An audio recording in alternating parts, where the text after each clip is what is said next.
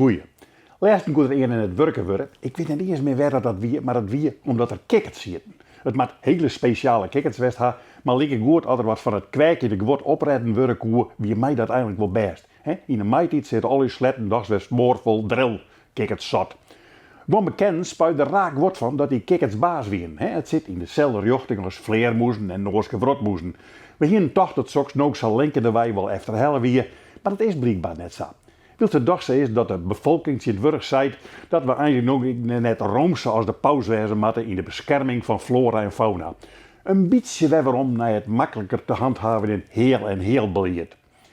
Schrokken ben ik dan ook van de opmerking van Henk de Vries, dat is de baas van het Frieske Geer, in een documentaire op Omroep Friesland.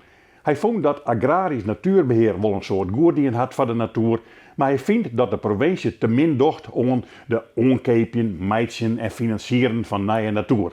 Hij zei letterlijk, alle problemen kunnen net opgelost worden met de invulling van boerenbelangen en met het boerenverstaan. Dat is een hele vierde stap te bek. Ik ken zat boeren die het echte natuurmeester binnen.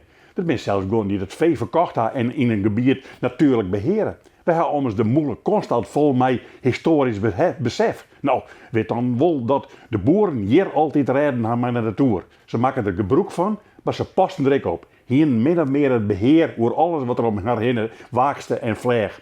En dat er zo volle stier moeten wieren, dan schijnt ze daar wel een peer tussenuit. En zo ben ik ree om dat nou met de wolf te dwaan.